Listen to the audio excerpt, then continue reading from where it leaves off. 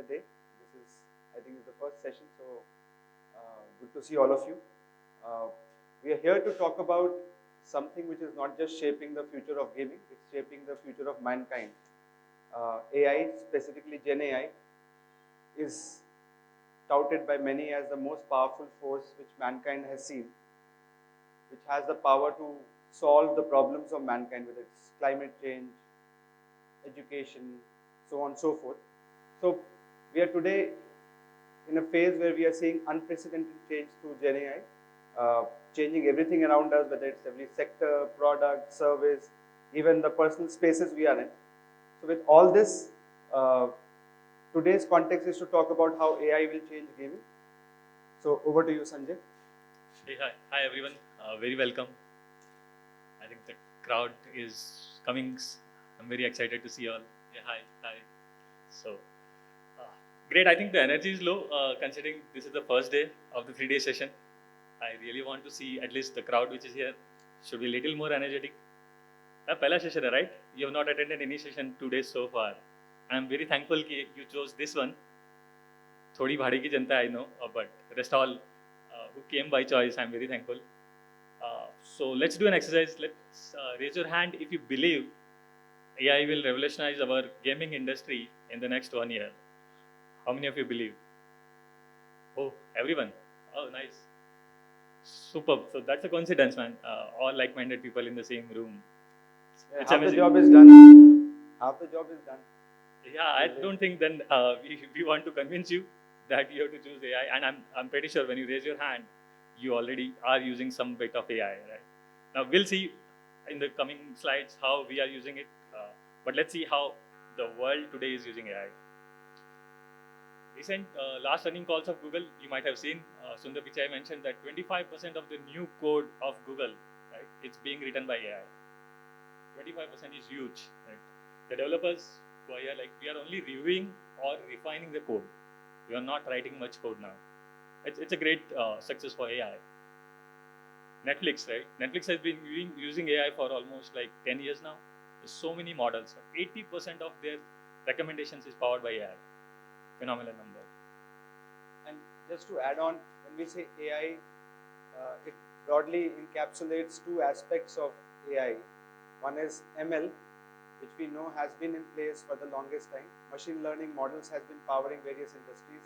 And just to picture machine learning, it is like having a crystal ball which can tell you what's going to happen in future. So the predictions, the forecast. So imagine machine learning as a crystal ball. And when you talk about Gen AI, it is almost like a genie which can do anything for you. It has the capabilities to generate content in different medias. And that's where Gen AI has become while it is the younger of the two, but it's become much larger in terms of its implications. Yeah, and the size AI market, within the last year, this is of course dated numbers of 184 billion was the size of just the AI industry as on last year.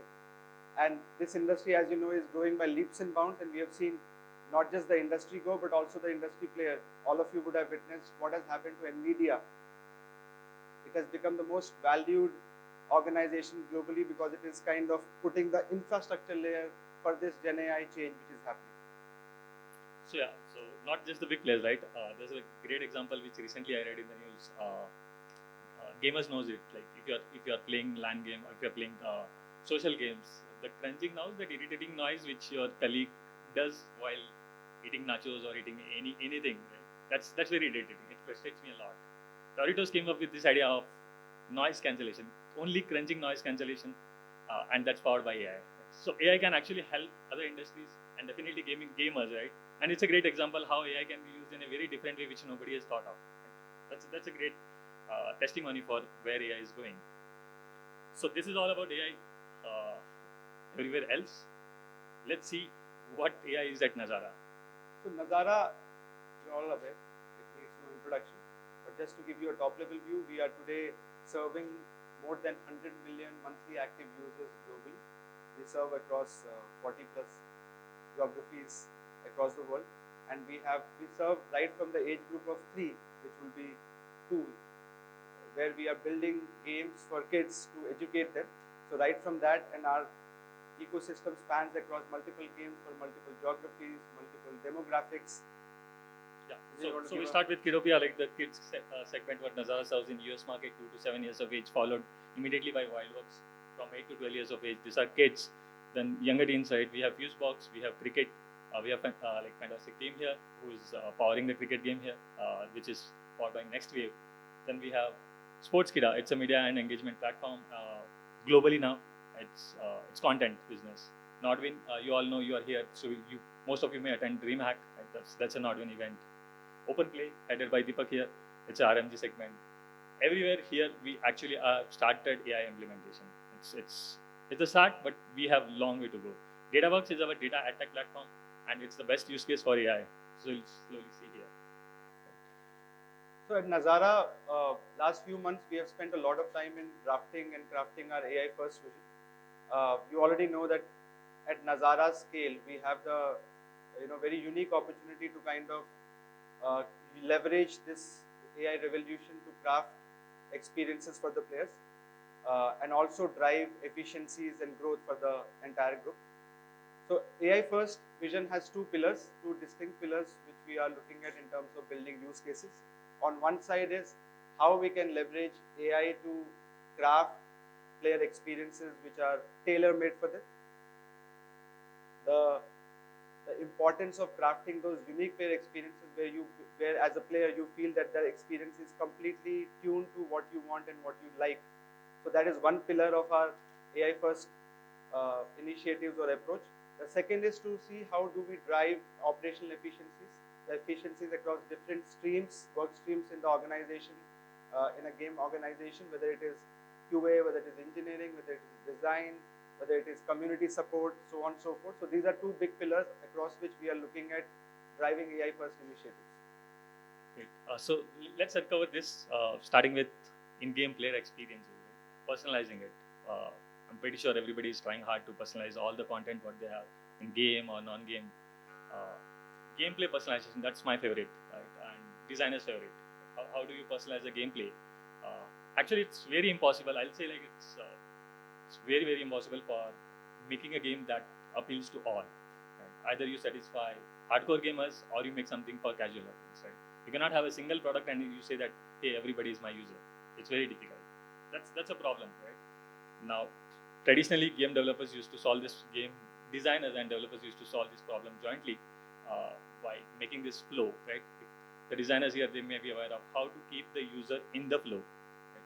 You increase the difficulty level as the player is increasing his skill level in the game. Right? That's how. But it's a reactive approach. You need to understand where user is and then craft the level going on. It's a nightmare task for all the designers, and we have faced here. But that's a traditional approach. Now we are powering with AI and ML solutions. You have enormous amount of data, right, which can help you identify what is the right level for the user and how can we personalize the content. It's not just personalizing only the difficulty level. Right? Dynamic difficulty adjustment is one, right? Many of you might have already been using dynamic difficulty adjustment, but that's very limited. Now what we are doing at multiple games, in fact, in cricket games also, we are actually making the content personalized, making the scenarios personalized, making the dialogues personalized. That's to the next level, which AI is empowering us. It was not possible before AI. So that's a classic Rummy use case, as well as that's a cricket next wave use case, which we have already started doing. So what we'll achieve from this, right? D7, D30 retention. That's some of the KPIs which investors ask when you actually are making a game. And then the stickiness. Both are related, but that's how AI helps us. Going to the second problem. Yeah, so while you will see us, our intent during this talk is to kind of quickly take you through various use cases where AI is already getting implemented. It is creating an impact. Some of them need more, some of them are more complex in terms of the implementation of the AI. Some of them are easy and low lying, so that you can decide to jump on those use cases very fast. So this is like a quick teaser in a way on what AI can do. We have already started at Nazara many of these use cases and are at various stages of implementation. So taking it forward, first time user experience. So this is akin to going to a theme park, amusement park, and that different individuals would like different rides. somebody would like a very adventurous thrill ride, somebody would like a soft and gentle ride. And first time user experience is one of the most critical first impression where you need to make a lasting impression. And that is where we see our D1, the ability to retain a customer or a player at a D1 level is something which all of us struggle with. It is a very important benchmark. And how do we make this first time user experience, the journey which happens when the user for the first time comes on the game, it is important to make it adaptive. You cannot expect an experienced player to be taken through a boring, linear kind of an onboarding module. At the same time, it is very important to handhold a new player who's coming onto your game and guide them accordingly. So it's very important for your first time user experience to be adaptive, to be intelligent, and this is something which AI can do really well, because with little amount of data, and can you create that adaptive journey for the player, where whether it is the game you are recommending or the onboarding module which you are showing or the kind of matchmaking you are doing. So all this has to come together to make sure that you are able to engage and create that impression where the player wants to come back, and it finally translates into creating a D7 and D30. Interesting. So I think you remember the feeling, right? When either you are left in the game with no control definition, you don't know what to do, right? Or otherwise, like, it's a never-ending tutorial. You just keep on playing tutorial and getting frustrated. So making your FTV really crafted to the personalized level, it's really important for your D1 retention. And we work hard for this, because we spend a lot of money to acquire users, right? So it's very important that user stays at least till the end of the game, or at least see the first day and the second day, right? So D1 retention is solved by FTV. It's like you are thirsty and you are drinking water directly from a tanker, right? But all you wanted is just a sip of water. So that definition definitely AI solves for us.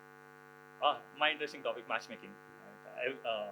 So multiplayer games definitely have this problem, but even single player game, right? How do you make your bot as human-like? Right? So matchmaking traditionally, it's a struggle.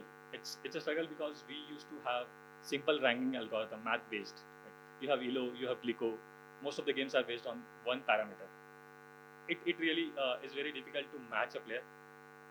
Most of the time when I used to play these games, I was either in a waiting loop, finding a perfect match, or I ended up in a game which was like unfair for me. Right? I was playing with a knife and there was a sniper. Right? So although our skill rate may match, but our gameplay style may not match.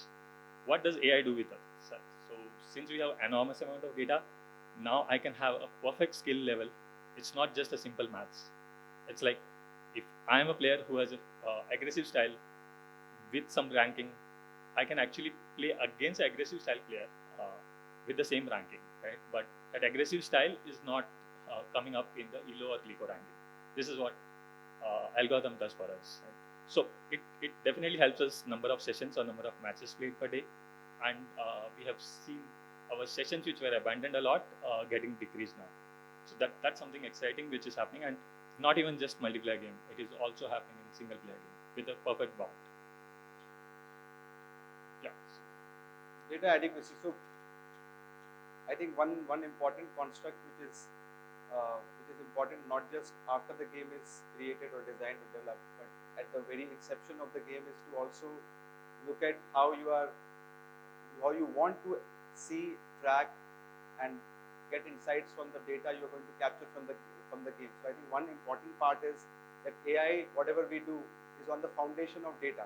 Without data, or with bad data, unstructured data, you are not going to get the right insights. So it's garbage in, garbage out. So it is very important for game devs to really understand that all this what we are talking about, whether it's matchmaking or the personalization in terms of the FTUE, all these is only possible only and only if you are able to collect the data, and you are able to then structure the data in a way which will give you the right kind of, you can build models on top of it, you can create new content around it. So data is going to be the foundation, and that is where I believe that many of us need to start thinking about data not when the game is developed, but when the game is getting designed.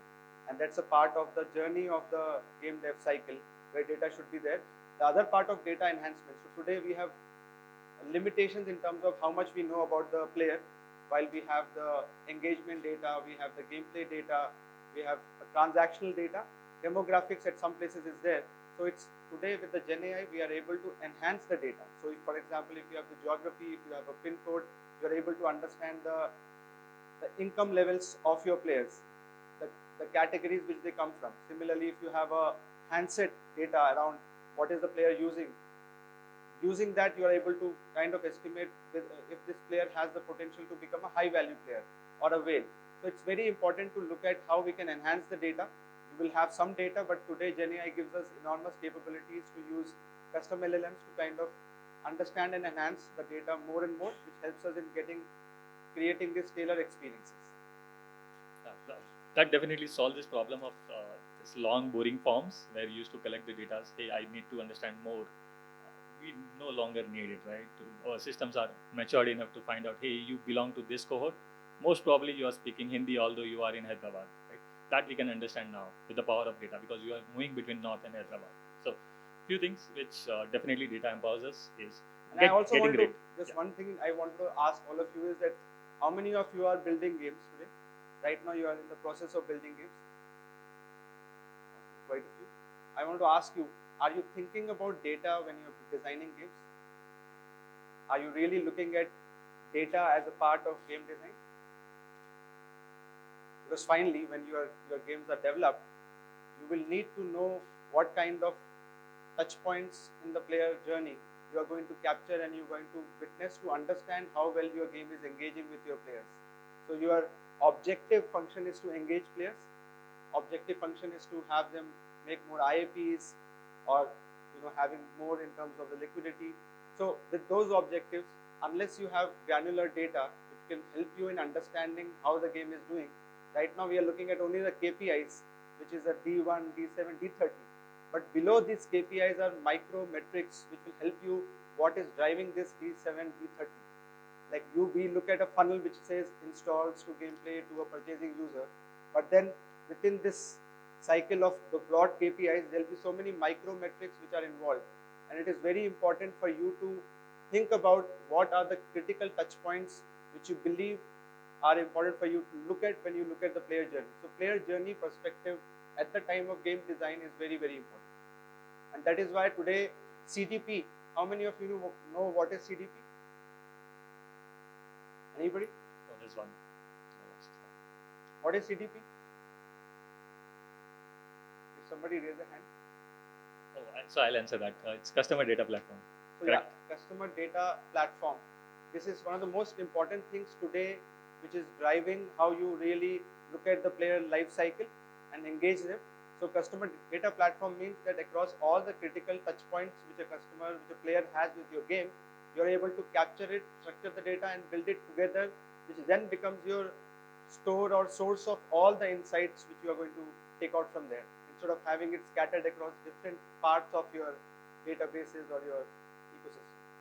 Yeah, so normally this kind of things we do not think of when we start making a game, indie developers but you may be surprised, one night your game become hit, right? And that's the time you start realizing, okay, what are the missing things?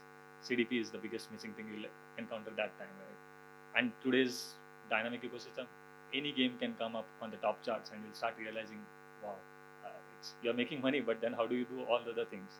So please keep CDP in the mind, because that's how big systems works in the market right now. Moving to a very generic problem, but this is already solved. Right? So you already have aware of most of the systems which solve the content problem. Right? But imagine you made a game which got success and you get reviews saying that, hey, I have completed a game, when is the next release coming on? Right? We start, same happens for the movies, right? You cannot make movies every month, right? You cannot make sequels. So that's where this is the big problem. You see coming soon levels, which is very common. And designers, developers cannot just create because there's not enough manpower. Although you can put manpower, but you cannot satisfy everybody. Right? AI, that's the solution there. Today, AI can actually generate procedurally generated content much better. Like we used to do it, but then this can be like open world games as well can actually generate more and more worlds. It's like living, breathing world which sense your presence. That's the power of AI, right? And it's happening. So you can feel yourself that everything what is thrown to you is custom made for you. It's like your own gaming concierge, which is a very big thing, and it is already being used by AAA gaming studios a lot to generate dynamic levels. And it's not just levels, it's not just difficulties, right? As I told you, it's narratives, it's dialogue, everything is personalized. and the content is getting created every single day. So what do we get out of this, right? So if you have more content, definitely people who have completed all your levels will still continue to play. So your session time will increase, your sessions per day will increase. Moving to a very important topic, that's live ops. Live ops is, all of you are aware of live ops. Live ops, I think the best way to imagine live ops is to think about it like an orchestra, which is playing the tunes which a user wants to hear. So all the instruments are in sync. There is a symphony which is coming out, and it becomes like a personalized experience for you, where song after song is playing in the right way. The tune is completely correct, and it is in the way sequence, the way you want to. So live ops is something like this, where we want to orchestrate the player experience, because now that they are come on the game and they are being engaged, we want to create live ops in a way where it is AI-driven intelligence, which can help us in taking decisions, in sending communication, in giving offers, in giving recommendations. So today, all these pieces are anyways happening, but they are happening in either disconnected ways, or they are happening not in a real-time synchronous way. AI can solve all that for you, and it is already doing it some places. I think in genres which is more, real money, social. As you know, we see that some of these problems are getting solved, but it's important now to look at how can we drive live ops, whether it is creating cohorts. In fact, AI has kind of taken it to the next level, that typically live ops, you look at making player segments and cohorts and try to see how you can customize that communication. AI can take it to a level where every player becomes that individual for whom you can tailor based on their likes, based on their past behavior. You can give them the right kind of recommendation for gameplay. You can give them the right kind of communication, and communication is very important. And then you can decide what offers to give, what kind of incentives to give, rewards to give, because that is where you are able to predict the potential of a player in terms of can he become a high value player. Second, also predict if he is about to churn, and depending on those predictions, you are able to then customize your engagement with the player completely. So live ops is a big piece, and today AI is powering it like it's an unprecedented kind of a change which we are seeing, where today from a disconnected pieces of communication, reward and economy, now it's all getting connected into one uniform piece. So that's a very sensitive topic which Deepak touched, like the churn. Churn is painful. Right? Just imagine if you know exactly when your user is going to bounce, right? And then you can control, like you can throw him an offer saying, hey, don't go, I have something for you. Right? That's the time, but that time has to be real time. Right? It cannot be reactive. Right? Existing systems are not real time. So live ops powered by AI can exactly tell you, boss, this is the perfect time to send the message to the user with an offer. Like you can control his bounce rate. That's something amazing which we are seeing now. And just to ask you, like from a, typically when you look at the free-to-play genres, what is the D30 you witness? D30, what is the percentage you see typically in a good game? The retention rate on your 30th day. 30th day is too far for a casual, hyper-casual game. If it's a mid-core, it's definitely you have some good numbers. Hyper-casual mostly dies by the time you need some more game. So I mean, the important question is that today you lose majority of your players by D30, and that is where the live ops can come in very, very importantly, because then you will be armed within those first month, within the first few days, you will exactly understand which is the player, what should I do with him, and how should I engage, what kind of offers can I give, what kind of gameplay should I recommend, what kind of incentives do I design for them. So that's how you can really curate it to make sure that you are not losing the players early enough, and you're also able to engage them better, and this also helps extensively in re-engaging the players as well. Moving to a topic which is mostly, if you want to, yeah, please. Sure, on the live ops, please.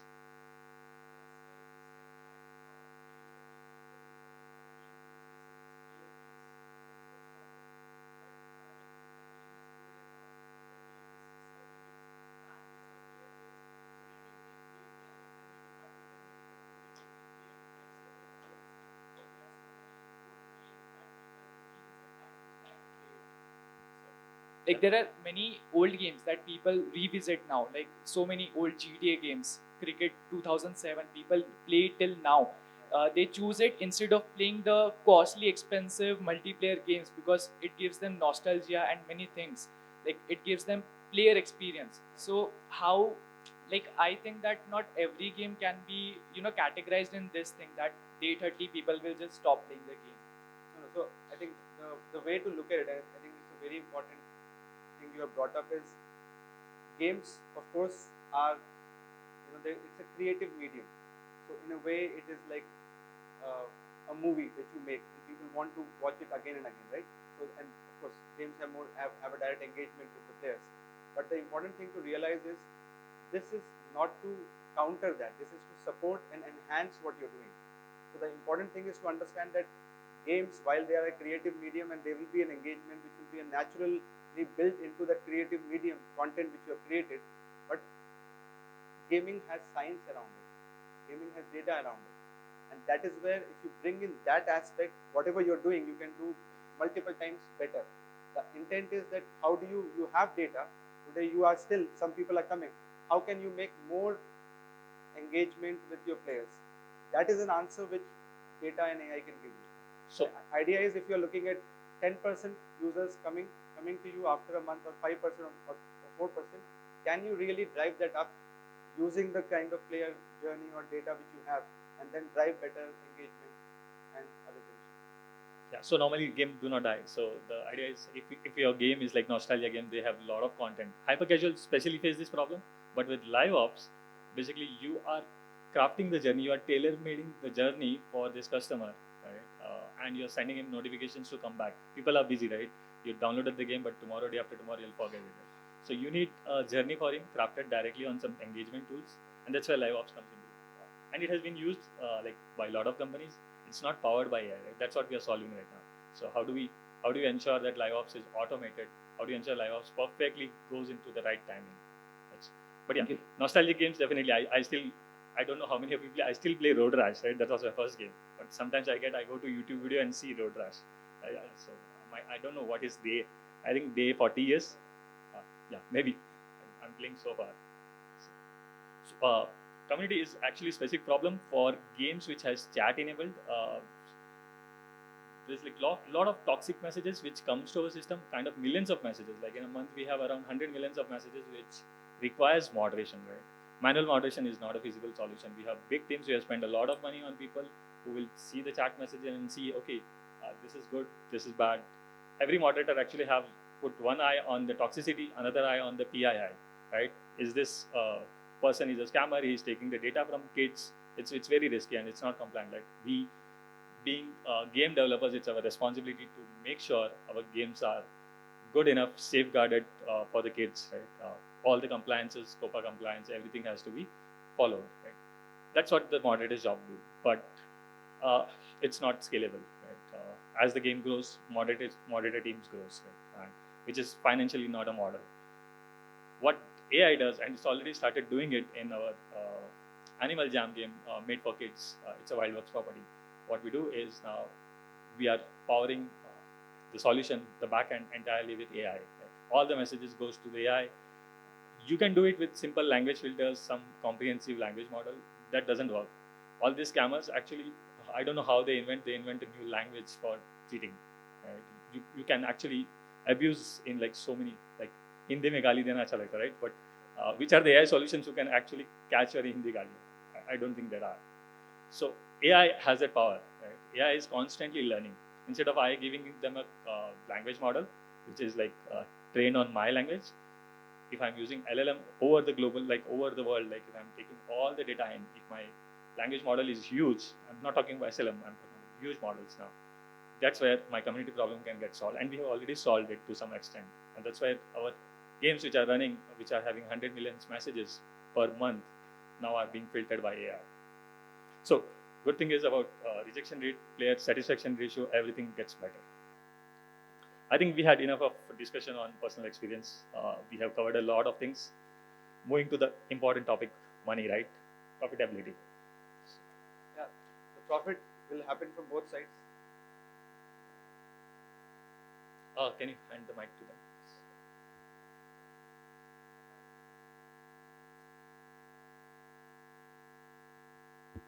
Good morning, sir. My name is Shiv Markandajangi. I want to ask about the previous slide, like if in Valorant how Mumbai service is toxic. I guess everyone knows plays Valorant knows it. So how would this AI help in banning players, or like how would you control it? Like how would AI control it, or like how would it gives alerts to the players, or it would completely ban players because toxicity we know in each sports community or gaming community how toxicity is in PUBG and sorry in BGMI and Valorant. So how will that AI solve? Yeah, I think that's a great question. When I started looking at this game, I had similar questions. I was not sure like how these guys do, what the moderators do. But millions of messages right now, my moderation team cannot actually moderate. They cannot filter out, right? So there's some bit of AI already in place before I started doing this. So we have a rating system. Every message goes between 1 to 7. Okay, if the things are identified and they are good to go on the open forum or to the public, mostly they are between 1 to 3. Something which is not identifiable, like our system says, hey, this is something which is new. Like I don't understand this message. Right? It goes to the moderator. So not all the messages goes to the moderator, but few things which are difficult for us to understand goes to the moderation panel. Anything which we understand is toxic, right? Any language. Our LLM is powered, right? Saying that, hey, in fact, ChatGPT has an open, free moderation model, right? So if you use OpenAI APIs, it's costly. Like you have to pay money if you are using their APIs. But moderation, especially toxicity, is provided free by them. So I'm not promoting, but yeah, that's something which most of the developers can use. Anything between 5 to 7 directly gets banned. Right? That's the toxic area for us, or PII area for us.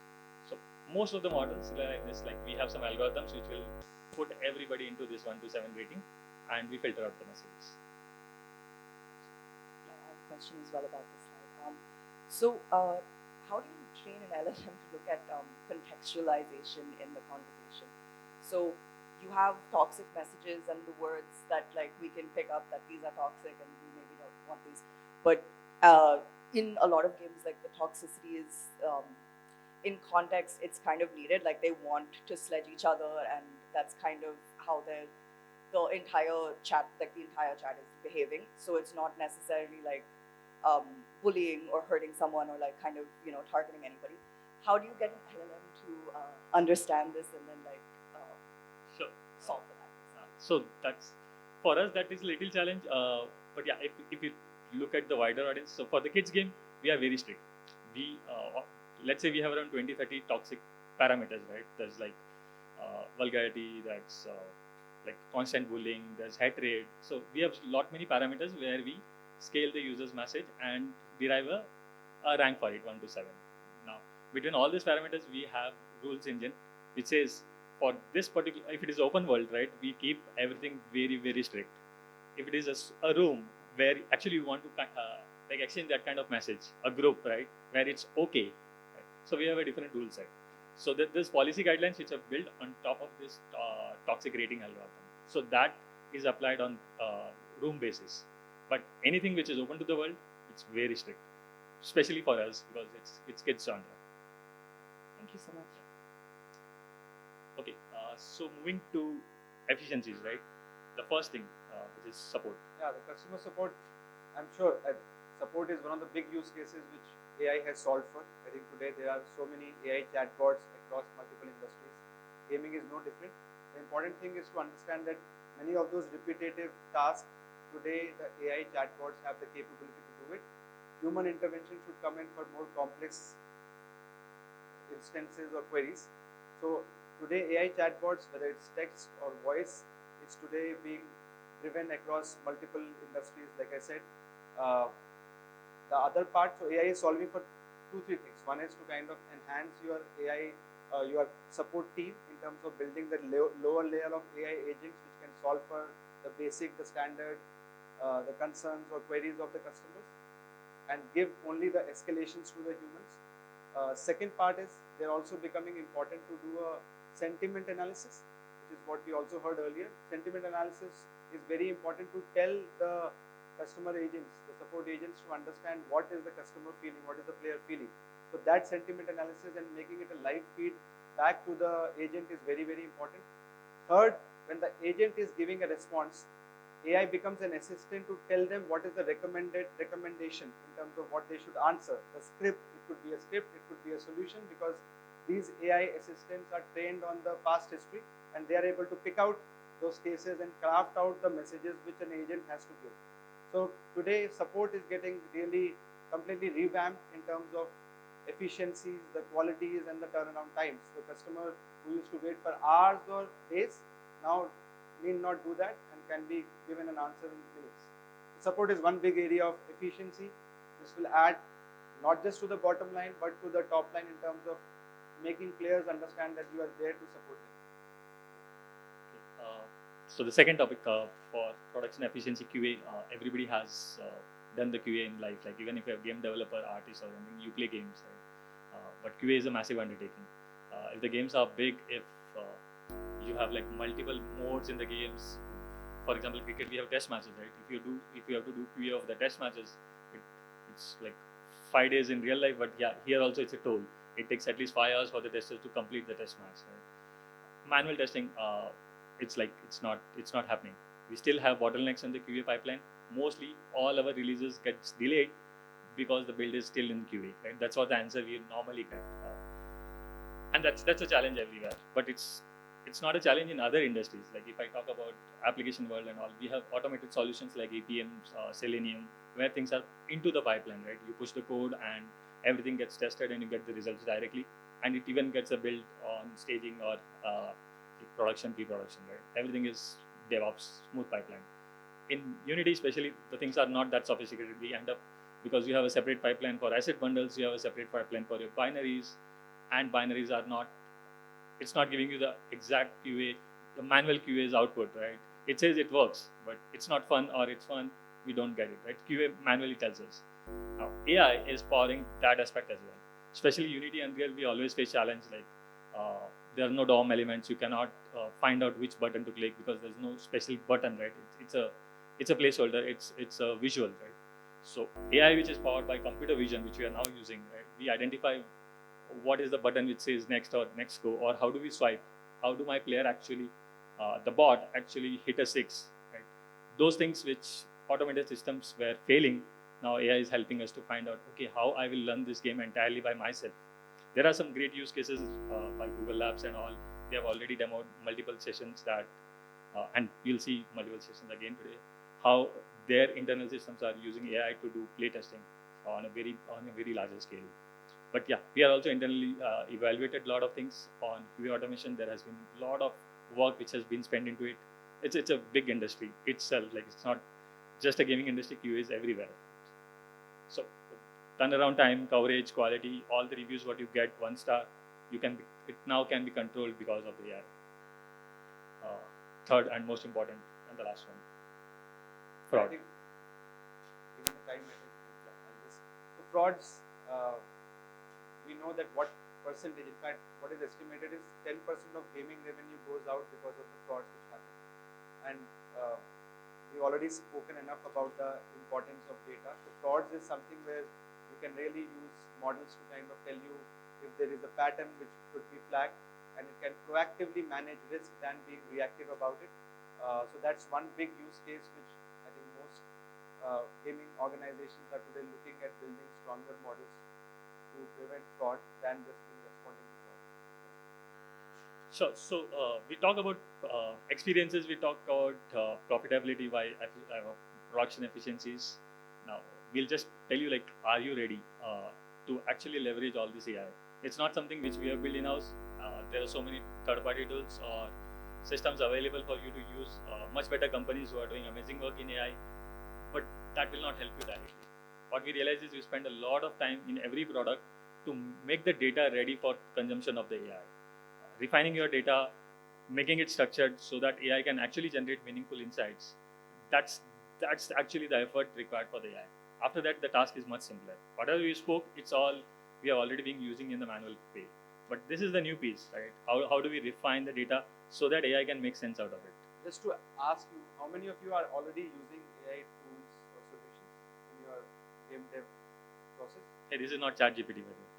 I mean, what are you using?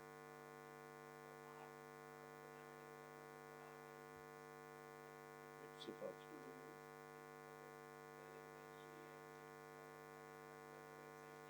for 2D or 3D models. You're using. Okay. Awesome. Anybody else? Any other use case for what he is using is for art and design, which I think many of us are using. Any other use case which you guys are experimenting with AI? Anybody else besides art and design? Anything else? So I think that's the important point, which is you need to engage. So AI, when you raise the hands at the beginning to say, hey, we know that the entire gaming industry is going to change within 1 year. So the important is today is to engage with this AI spectrum to understand what use cases work for you, and there are many. Like we started out by seeing that 1/4 of the code at Google is already driven by AI. So what is the percentage of code is helping us write? The AI is helping us write. Similarly, many of these use cases which we talked about, the important thing, and I think between a large organization like ours or even an indie studio, the important thing is today this technology is evolving rapidly. Every month you have new tools coming in which are much better than the others, whether it is QA, whether it is engineering, whether it is design. So with this rapidly changing environment, unless we are really engaged with it, we are exploring actively, we will not be able to ride on the tech to ensure that we are creating the kind of change which we want to in our games. So very, very important. And the other part which this graph shows is any technology, while it delivers you a 20 or 30% increment immediately, it takes time to mature and give you a much more substantial kind of a return. So many times when you start off with an AI, it might not give you the right answer, and many of us drop off from that experiment or that endeavor. It is important today to kind of stick on, be patient, keep trying, because the tools are getting refined, and that is what we are seeing at Nazara. With our scale, we are partnering with the best, and we see every day the solutions which we have been experimenting for last few months, they are evolving fast, and people are coming to kind of work very closely with you to kind of define their solutions better. So in the lieu of time, I think we'll quickly, since time is up and there's a next session, but yeah, so something short. So since AI is nascent in gaming industry, although we have not seen 100% success rates, but thing is moving very positively. But the problems which we face in AI, like which we are solving, is biases. The real world problem, and knowingly, unknowingly, it actually creeps into the game, even with the help of AI. Right? You always face biases. Sometimes you are getting matched with somebody else which is biased, right? Or like you'll see that almost one category of player getting matched always. And that's the issues which we face with AI because of the biasness. There's ethics, there's compliances. You all know AI has to help us to really solve the problem. If you have the raw data which you are experimenting, AI can actually help you to cover that raw data. You will be working on the cohorts directly, right? That's a great challenge to solve. Future, right? So we'll cover to the last slide. So there are like a lot of things which you can do with AI. Yeah, just to wrap it up, what we are seeing today are these use cases which we talked about. Some of them are complex, some of them are very easy, and it's important for us to jump on. But the future in next 5 years would look very different from what we are seeing today because of the pace at which this technology is evolving. We're talking about AI agents and workspace. What we are seeing today as the workforce, I think big part of it is going to be taken over in terms of the standard tasks are going to be done by AI agents, and you will have a workspace where all these tools which we need for game dev would be available to you on a single kind of a platform. So that is something you will see. Similarly, you will see AI first games and player assistants, player companions, and already I think in Minecraft or others we have seen AI companions coming in guiding the players.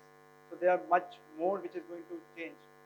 And on this note, yeah, I think I'll just add two things. Biogames, which I yesterday in fact, somebody told me he's making a horror game. Now the exciting part is he really want to use the heart rate of the person who's playing the horror game. The data is now not interactive data; it's the human body data, right? Biogames. He says like if I can detect the heart rate and I can use that data to make the horror more horror or little less horror, that's something which his vision, right?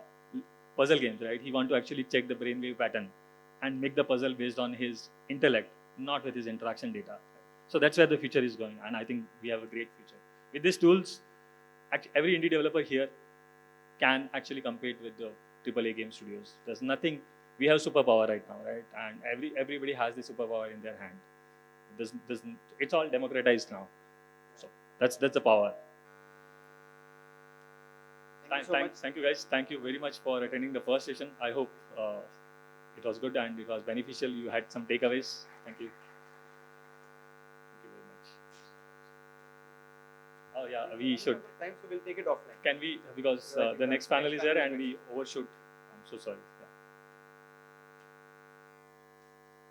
But we can. So we have a booth here. We'll be all throughout the day in Nazara booth. Definitely, you can meet me, Deepak, or anybody there. You can answer your queries. Thank you very much again. Thank you.